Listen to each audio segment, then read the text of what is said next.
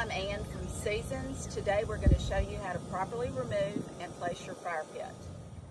Your fire pit will be delivered by LTL Freight. You will be notified prior to delivery. The fire pit will arrive on a wooden pallet with steel strapping. Have a wire cutter available to cut the strapping and remove the fire pit. There will be an envelope with fire pit information at the base of the fire pit. The fire pit is very heavy. Make sure to use caution when lifting. Find a level location for the fire pit.